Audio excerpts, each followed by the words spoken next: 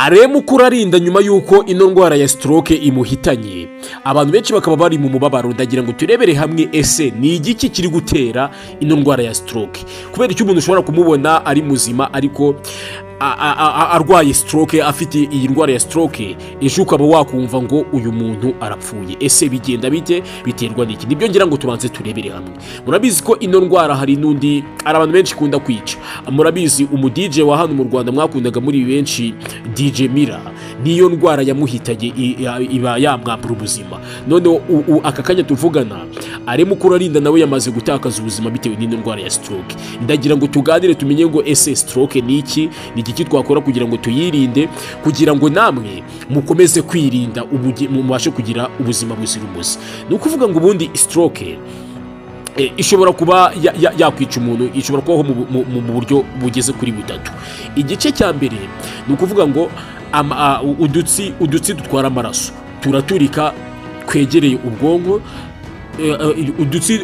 Hashobora guturika udutsi ku bwonko cyangwa se hagaturika udutsi twegereye ubwonko. Icyo gihe niba murabizi yuko amaraso aba agomba gutembera akagera no mu bwonko kugira ngo umuntu abashe kugira imbaraga zo gutekereza, abashe kugira imbaraga z'ubwonko, nyine abashe kuba muzima, abe ari umuntu nyine uri gukora muvoma cyangwa se uri kuba wagenda, tuvuge ngo ni umuntu. Amaraso aba agomba kuba agera mu bwonko. Rero niba udutsi twegereye ubwonko cyangwa se udutsi tw'ubwonko twaturitse, amaraso ahita agenda akajya mu bwonko. Icyo gihe noneho ubwonko ntabwo buba bukirimo gukora, urumva aho ngaho ushobora guhita upfa. Noneho ubundi buryo stroke ishobora kubamo, stroke ishobora guterwa n'imitsi isanzwe, ya mitsi itari yo mu bwonko cyangwa se itanegereye mu bwonko, ahubwo ya mitsi ijyana amaraso mu bwonko. Noneho ya mitsi ijyana amaraso mu bwonko nayo ishobora kugira ikibazo, wenda se bitewe n'umuvuduko w'amaraso. Icyo gihe niba ya mitsi ijyana amaraso mu bwonko igize ikibazo, nabwo ushobora kurwara stroke. Cyangwa se amaraso yawe mu buryo windi bwa gatatu, amaraso yawe ashobora kuzanamo nk'akantu k'akabumbe, wenda se nk'amaraso ari nka infection, bigatuma ako kantu k'akabumbe amaraso yavuze atuma amaraso adakomeza ngo agende muri wa mutsi abe yagera ku bwonko. Icyo gihe urumva amaraso arahagarara, noneho yishakira inzira. Ibyo nabyo bishobora kugutera stroke. Stroke ni ukuvuga ngo akenshi ikunda kukwica bitunguranye, ariko ni indwara iba yari imaze igihe kirekire, cyangwa se biterwa n'indwara z'umutima ariko tugiye kugenda tuzireba. Ariko iyi ndwara ishobora kwirinda, ushobora kwirinda ukagira ubuzima buzira umuze. Rero uribaza uti ni igiki nakora? Mbere na mbere ikintu wakora mu gihe wumva ufite ibimenyetso byo kugira umunaniro, wumva se ufite stress, wumva utameze neza, icyo gihe ugomba guhita ugenda ukareba muganga. Abaganga bakabafasha. Murabizi yuko haba mu bitaro bya leta, haba mu bitaro byigenga, abaganga baba bahari b'abadogiteri bakagupima, bakareba se bimeze bite, bakakubwira ati ufite stroke cyangwa se ntayo ufite, ushobora kuyigira, ufite ibyago, bakakubwira ugahita ubona amakuru. Rero ikintu cy'ingenzi uba ugomba gukora kugira ngo ubu utazarwara stroke ni ibintu bisanzwe bitagurwa amafaranga, ariko by'ingenzi mu buzima uba ugomba gukurikirana. Ikintu gusa ugomba kumenya, reba hasi niba waramaze gukora subscribe, tugende turebera hamwe ni igiki ugomba gukora ahangaha. Ikintu cya mbere rero ugomba gukora ni ukwirinda stress. Stress kuyirinda ni gute rero?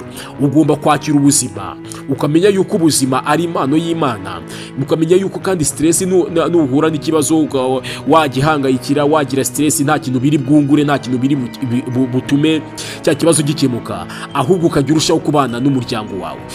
Cyane cyane aha ngaha ndavuga ku bantu baba bafite business zikomeye, none bageze mu zabukuru, uba ugomba kwirinda stress cyane.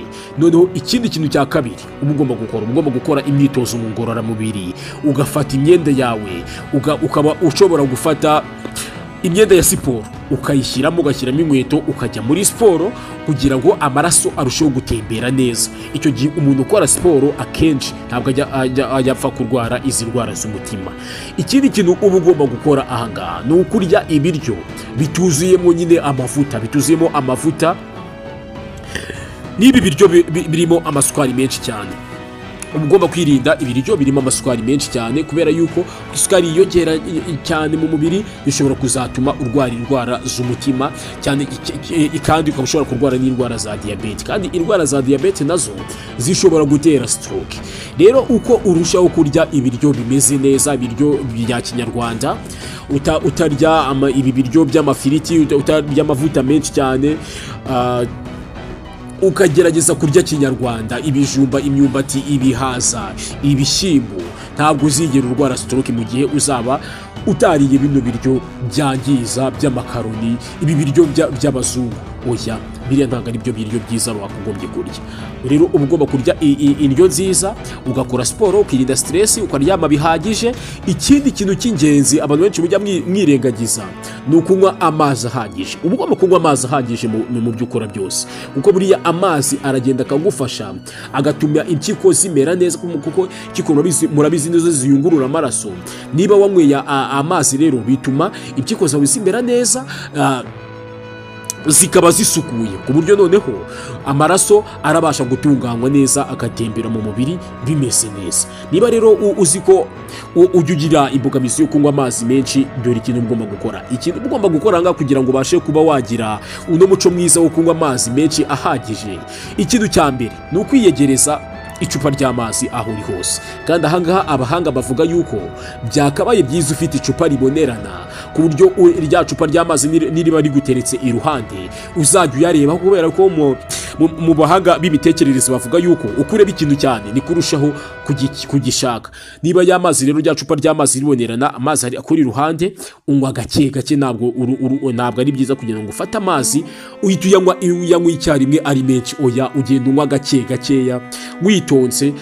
Umunsi ujya gushira unyweye nka litiro 2 z'amazi gake gake, ukabigira umuco, kuko urumva uko wakoze siporo, uko waryamye. None ikindi kintu ugomba gukora ni ukugerageza kutaba wenyine, ukagerageza kuba hamwe n'abandi, kuko ibyo ngibyo bituma udashobora kugira stress, kugira ngo bibe byakuzanira n'izi ndwara za stroke, ube ishobora kuguhitana nk'uko yamaze guhitana uno muvugizi wa leta Alain Mukuralinda. Rero nababwira ngo mukomeze kugira ubuzima bwiza, kandi mukomeze kwirinda